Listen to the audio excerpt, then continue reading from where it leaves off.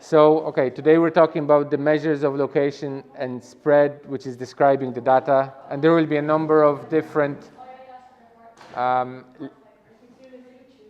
Leah, please, just pay attention, okay? Stop talking. Excuse me, I'm here. You're here as well, so that's not no one. So we're talking about measures of locations and spread, so how we describe the data that we have. And I have a couple, this data point in here, consisting of 1, 2, 3, 4, 5, 6, 7, 8 different data items.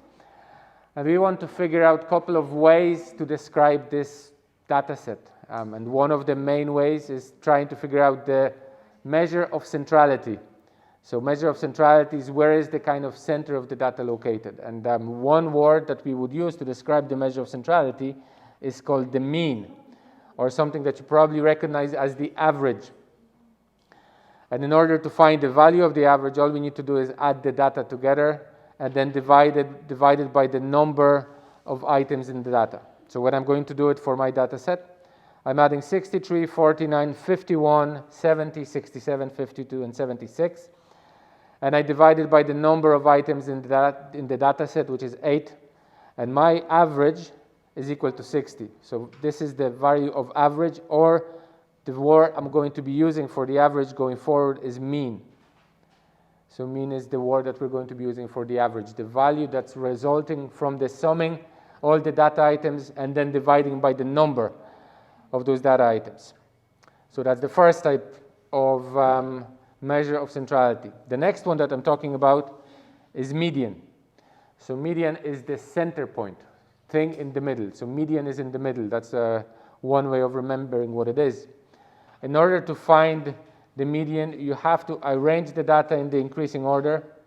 Then you find the middle value of that set of data. So I'm going to do it for my data points. So let me just move them up a little bit, and then we'll find the median for this set. So the first thing to do if you're looking for the median is to arrange data points in order of increasing value, so starting with 0. When I'm arranging them, I'm usually just getting rid of the items that I write down.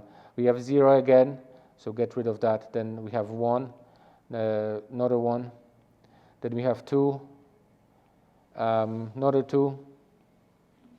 Then we have 6, 8, 9, 11, and 12. So now I arrange the data items in order of increasing value. And to find the mean, there are a couple of ways of doing it, but for me, the easiest thing for me is just start crossing the items from left and from right, one after another. One from the left, one from the right. And then I'm ending up with one value that's uncrossed, and that value is my middle value, so that's the median. And if it turned out that, say, 6 would be uncrossed if I had an even number of data items, rather than just focusing on one data item as my median, what I would do, I would add 2 and 6, and then divide it by 2 to get a median of 4. But that's only in the case of even data set. In this case, the data set is not even, so median for this case is equal to 2. Now, the range is another word that I use to describe data sets, ordered data sets, and that's simply finding out the difference between the max and the min. So the maximum value and the minimum value. In this case, maximum is 12, minimum is 0, subtract the 2 gives me 12. So that's the range of the data items. The next one that I'm going to talk about, and this is one that's probably going to be a little bit more confusing than anything else really, is the interquartile range. So the difference between median and quartiles is that median divides data into 2 parts and quartiles divide data into 4 parts. So I have this other data set consisting of 15 items. And I want to find the median and the interquartile range for this data set. So okay, first thing to do, for this data set, I have to rewrite it in the order of increasing value, and I've already done that. So we start with 50, 52, all the way up to 114. So you would have, yes. So again, this is just revision, and that's why I'm not spending much time on this. So we have to find the median. So again, I'm going to go from both sides until I arrive at a middle value, whatever that middle value is. So in this case, middle value is 89. So that's median. And to find the quartiles, what I'm noticing is that median divides the data into two different sets. So I'm going to mark one with yellow, with green, and the other one with red. And in order to find the quartiles, what I'm going to do, I'm going to look at each of them separately, and I'm going to find the middle values for those data sets. Okay? So now, for this data set, I'm going to start doing the same thing again to find the middle value of this set, of this half. So that's 53. So 53 is my first quartile. And it divides the data set into two different parts. So let me highlight this again. So we have 50, 52, and 52, and 57, 65, and 89. So these are my data points. These are two lower quartiles. Doing the same thing on the other side, again, going from both sides, 95, 103, 111 here rather, 96, and 103 is my second quartile, rather third quartile in this case, to be honest.